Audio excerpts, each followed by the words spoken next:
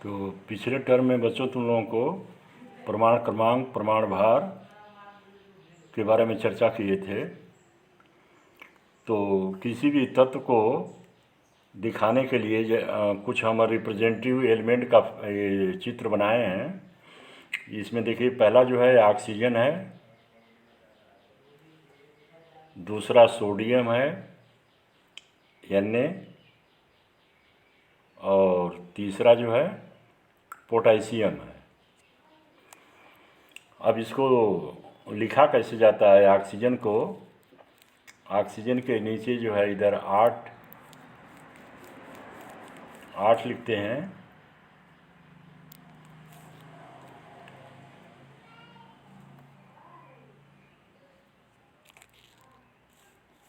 ये जो है ऑक्सीजन के बगल में, इस साइड में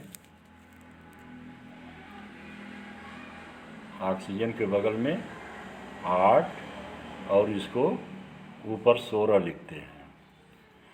तो 8 आपका प्रमाण क्रमांक होता है और 16 जो है द्रव्यमान संख्या होती है। ये द्रव्यमान संख्या बनता है, ये प्रमाण क्रमांक बनता है। अब इसको, इस एटम को रिप्रेजेंट कैसे किया जाता है? तो ऑक्सीजन को रिप्रेजेंट करना है तो जो नाभिक होता है, ये बीच में क्या है आपका? N, नाभिक, न्यूक्लियस।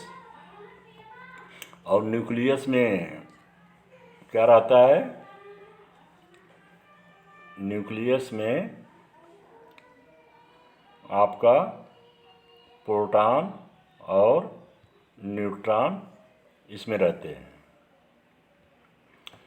और इस न्यूक्लियस के बाहर जो कक्षाएं होती हैं, इसमें इलेक्ट्रॉन रहते हैं। तो पहली कक्षा को K कहते हैं, दूसरी को L कहते हैं, और तीसरी को M कहेंगे, चौथी को KLM कहते हैं।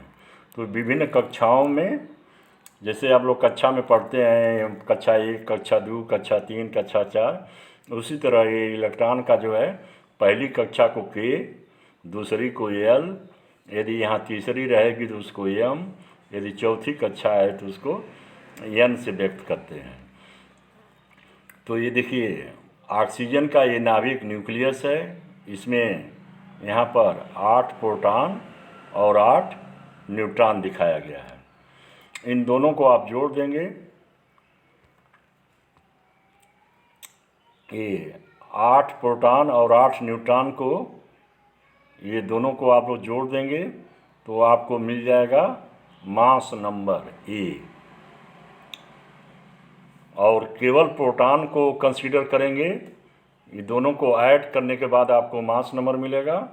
और ये केवल प्रोटॉन लेंगे तो ये आपको Z की वैल्यू देगा, जिसको प्रमाण क्रमांक होता है।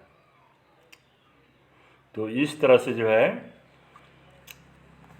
अब दूसरी चीज़ हम लोग बताए कि जितना प्रमाण क्रमांक होता है उसी के बराबर ये बाहर इलेक्ट्रॉन होते हैं। तो देखिए, पहली कक्षा में ये 1 इलेक्ट्रॉन और ये पहली कक्षा में दूसरा इलेक्ट्रॉन, तो 2 इलेक्ट्रॉन हो गए, 1 इलेक्ट्रॉन यहाँ, 1 इलेक्ट्रॉन दूसरा यहाँ। और फिर जो है दूसरी कक्षा में इलेक्ट्रॉन भरे जाते हैं। तो इसमें देखिए, ऑक्सीजन के केस में एक पहला इलेक्ट्रॉन, दूसरा, ये तीसरा इलेक्ट्रॉन, ये चौथा, ये पांचवा, ये छठा। तो इस तरह से आप लोग देख रहे हैं कि ऑक्सीजन को रिप्रेजेंट करना होगा तो नाभिक में आप लोगों को दिखाना पड़ेगा 8 प्रोटॉन 8 न्यूट्रॉन। और नाभिक के बाहर यदि दिखाना है तो पहली कक्षा में, अब ये इलेक्ट्रॉनों का वितरण जो है बोरबरी के नियम के अनुसार होता है, वो आप लोगों को बाद में बताया जाएगा। बोरबरी के नियम के अनुसार कक्षाओं में इलेक्ट्रॉनों का फिलिंग होती है, जिसका फार्मूला होता है 2n स्क्वायर, 2n स्क्वायर।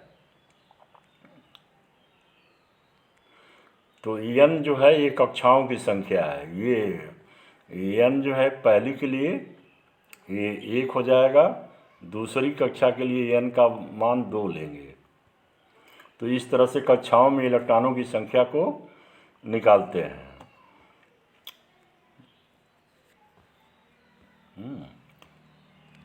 ये जो है जब n का मान 1 होगा तो ये फार्मूला रखते हैं, बोरबरी का नियम ये बोला जाता है 2n²। तो n का मान 1 रख देंगे तो इससे निकल जाता है, n का मान 1 हो गया तो इसका वर्ग कर देंगे तो 1 का वर्ग 1 ही होगा, तो 2 गुणे 1 बराबर 2 इलेक्ट्रॉन। तो इस तरह से जब n की वैल्यू आप लोग 1 रखते हैं तो इसमें इलेक्ट्रॉनों की संख्या 2 होती है। जब n की वैल्यू आप लोग कक्षा 2, n का मतलब कक्षा 2 में, तो क्या फार्मूला बन जाएगा, लग जाएगा 2n² और n का मान 2 रखेंगे तो ये आपका हो जाएगा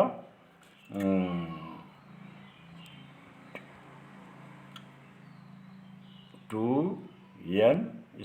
दूसरी कक्षा के लिए इलेक्ट्रॉनों की संख्या कितना निकल के आएगी, तो ये आपका हो गया 2 और 2 का वर्ग, तो 2 का वर्ग 4 होगा, 4 दूना 8, ये 8 इलेक्ट्रॉन जो है दूसरी कक्षा में आ जाएंगे। इसी तरह ये फार्मूला लगा करके कक्षाओं में इलेक्ट्रॉनों की संख्या को निकालते हैं। तो अब इलेक्ट्रॉनों का संख्या उतना ही होगा जितना प्रोटॉनों की संख्या है। तो नाभिक में प्रोटॉनों की संख्या 8 है, तो बाहर जो इलेक्ट्रॉन रहेंगे उनकी भी संख्या इसी प्रोटॉन के बराबर होगी। तो 8 प्रोटॉन हैं और ये 8 न्यूट्रॉन हो गए। तो इस तरह से सोडियम को रिप्रेजेंट करते हैं। इसी तरह आप लोग ये ऑक्सीजन को रिप्रेजेंट करते हैं। इसी तरह जब सोडियम को आप लोग लेंगे तो सोडियम को रिप्रेजेंट किया जाता है Na से, Na, और इधर आप लोग लिखते हैं 11 और इधर लिखते हैं 23। तो ये 11 क्या हो गया, ये परमाणु क्रमांक है, और परमाणु क्रमांक जो है ये परमाणु क्रमांक है। और परमाणु क्रमांक क्या होता है, प्रोटॉनों की संख्या होती है। तो जब सोडियम का एटम बनाएंगे तो प्रोटॉन 11 हो गए, तो 11 प्रोटॉन यहाँ लिख देंगे। और न्यूट्रॉन की संख्या निकालने के लिए ये द्रव्यमान संख्या से आप लोग जो है ये प्रोटॉन की संख्या जब माइनस कर देंगे तो न्यूट्रॉनों की संख्या आ जाएगी। तो 23 में से 11 को माइनस कर देंगे तो कितने आ जाएंगे, 23 में 11 घटाएंगे तो 12। ये तो 11 मतलब सोडियम के नाभिक में 11 प्रोटॉन हो गए और 12 न्यूट्रॉन हो गए। अब ये दोनों को जोड़ देंगे तो आपको मिल जाएगा 1 ही वैल्यू। और ये जो केवल प्रोटॉन को लेंगे तो ये केवल देगा Z की वैल्यू। तो ये क्या हो गया, ये परमाणु क्रमांक बना देगा और ये आपका द्रव्यमान संख्या बना देगा। अब इसके हिसाब से अब जब सोडियम का बनाएंगे आप लोग तो ये कक्षाओं में इलेक्ट्रॉनों का वितरण जो है, ये पहली कक्षा ये जो है आपका पहली कक्षा को 1 लिखेंगे, दूसरी कक्षा ये n का मान 2 और ये तीसरी n बराबर 3। तो देखिए ये पहली कक्षा में 2 इलेक्ट्रॉन हो जाएंगे, 1 इलेक्ट्रॉन यहाँ हो गया, 1 इलेक्ट्रॉन यहाँ 2, और दूसरी में कितना करेंगे 8। बोरबरी के नियम के अनुसार दूसरी में कितना करेंगे 8। ये देखिए ये इलेक्ट्रॉन हो गए 8। तो पहली कक्षा में 2 इलेक्ट्रॉन डाल दिए, दूसरी में 8 डाल दिए, तो 8 और 2 10 हो गए। और कितने इलेक्ट्रॉन आप लोगों के पास हैं 11। तो 1 इलेक्ट्रॉन बच गया, तो 1 इलेक्ट्रॉन आप लोगों को तीसरी कक्षा में यहाँ चला जाएगा, ये वाला। ठीक है। तो इस तरह से किसी भी एलिमेंट का केंद्र में, सेंटर में आप लोग नाभिक बनाते हैं। ये सेंट्रल में नाभिक हो जाएगा और इस नाभिक के बाहर जो विभिन्न कक्षाएं होती हैं जिनमें इलेक्ट्रॉनों का वितरण बोरबरी के नियम के अनुसार होता है। पहली कक्षा में 2 इलेक्ट्रॉन, दूसरी में 8, तीसरी में 18। इस तरह से बोरबरी के नियम के अनुसार इनको इलेक्ट्रॉनों की फिलिंग की जाती है। और ये देखिए अब एक एटम हम और लिए हैं पोटेशियम। तो पोटेशियम को जो है, पोटेशियम को रिप्रेजेंट करते हैं के, और इधर पोटेशियम इधर लिखेंगे तो ये हो जाएगा 19, और इधर लिखेंगे तो ये हो जाएगा 39। तो ये 19 क्या बनाएगा? प्रोटॉनों की संख्या। तो देखिए यहाँ प्रोटॉन 19 हो गए, और प्रोटॉन और न्यूट्रॉन दोनों को मिला करके, अब न्यूट्रॉनों की संख्या लिखना होता है। नाभिक में हमेशा प्रोटॉन और न्यूट्रॉन लिखे जाते हैं। तो परमाणु क्रमांक से प्रोटॉन मिल गया, और न्यूट्रॉन कैसे निकलेगा? न्यूट्रॉन बराबर हो जाएगा, न्यूट्रॉन बराबर हो जाएगा, न्यूट्रॉन का कैलकुलेशन कैसे करेंगे? ये द्रव्यमान संख्या कितना है? ए, और परमाणु क्रमांक कितना है? जेड। तो ए माइनस जेड कर दीजिए, या ए माइनस पी कर दीजिए। ये आपको दिया हुआ है, कितना है? 39। और आपका जेड की वैल्यू मैंने परमाणु क्रमांक का मान, तो 19। तो 39 में से 19 घटा देंगे तो क्या हो जाएगा? 20 हो जाएगा। इसका मतलब कि पोटेशियम में जो है इलेक्ट्रॉन, न्यूट्रॉनों की संख्या कितना होती है? 20 होती है। तो इस तरह से आप लोग नाभिक की संरचना बनाएंगे। उसमें 19 प्रोटॉन, 19 पोटेशियम के नाभिक में 19 प्रोटॉन होंगे और 20 न्यूट्रॉन होंगे। ये दोनों मिलके द्रव्यमान संख्या बना देंगे। और इसके नाभिक के, पोटेशियम के नाभिक के बाहर जो है इलेक्ट्रॉनों का डिस्ट्रीब्यूशन होगा। तो इलेक्ट्रॉन कितने होंगे? जितने प्रोटॉन होंगे उतने ही न्यूट्रॉन होंगे। तो पहली कक्षा में ये 2 इलेक्ट्रॉन हो जाएंगे, ये 2 इलेक्ट्रॉन पहली कक्षा में।